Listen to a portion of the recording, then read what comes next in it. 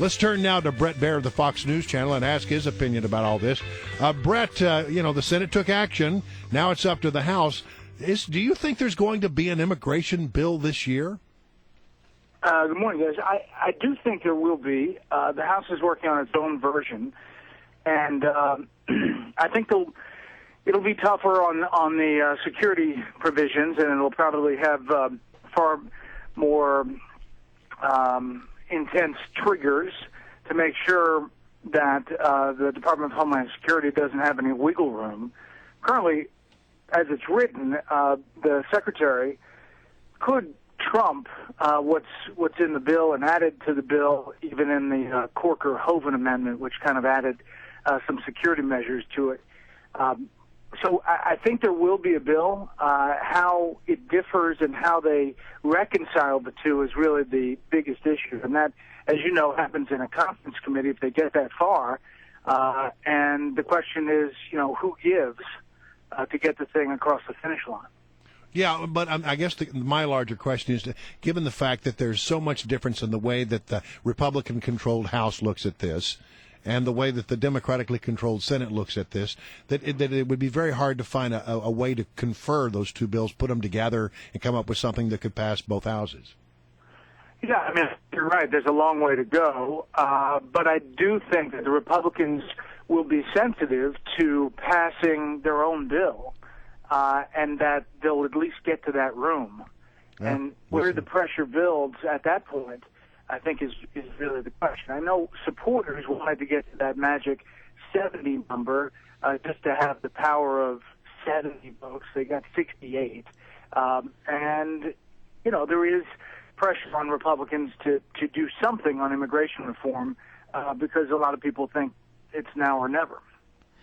Bret Baier is our guest, and Bret, I'm very excited to see your special tonight at 10 p.m. on Benghazi. The Fox News specials on Benghazi that you've been anchoring for the last, 9 months now have always been fantastic. You've always broken some news.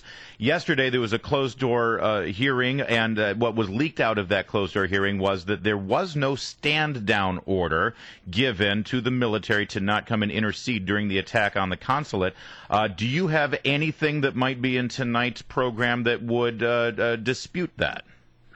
Well, it's he says Ham, the general in charge of AFRICOM at the time, says there was no specific stand down order, but they had an order to stay there at the embassy in Tripoli to protect it and not go to Benghazi. Stand down, stay there.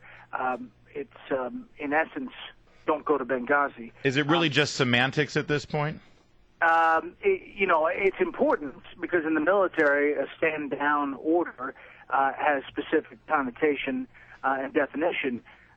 But in essence, they were told to stay and protect the embassy in Tripoli on that specific element. What we do in this hour is lay the whole thing out, the timeline, with the added nuggets and real information. Our doc unit team has been going over hundreds of recently declassified documents. We talked to some new folks. We've talked to folks who've talked to survivors. We have couldn't get a survivor on camera, and that has been a real challenge. But there are some new things that come out of this hour. It's the first broadcast interview of Nakula Basili Nakula, who's the video creator and maker. Oh, wow. The YouTube video. And what he says is really interesting, and his whole story. And remember that the video was blamed at the very beginning, and we have family members of the fallen in Benghazi, recounting Hillary Clinton telling them that they were going to get that video creator. And so there's really, it's all done in a timeline kind of sense so that people could get their head around the whole thing. One of the problems with this story is that there's so much to it. There's so many elements to it that it's easily dismissed because you can't digest it all. Well, I'll look. Listen. I think it's very helpful when you guys do that, and I'll be looking to watch to see the new developments and all that tonight. Look, I just want to say Tiger Woods in town, and I know you're a big golfer. He's not actually playing, but it's his golf tournament, and there's a golf tournament going. Are you making a trip down River Road? Yeah, you going to be at Congressional? I think I will. I think tomorrow I'm going to take my kids out there. Are you pulling for Jim Furyk? He had a pretty good first round. Yeah, I like Jim Furyk. I like Gary Woodland. He hits it a mile. I like watching him. And I like Jason Day. He's due for a win. Well, I don't see Jason in the leaderboard here, at least in the top 10, but Gary Woodland is right there. He's tied for 5th, right? Yeah, Jason Day is at 1 under, I think. All right. And look, while you're out there, I want you to keep a close eye out for bears. Yeah. Because they're everywhere. They're showing up everywhere.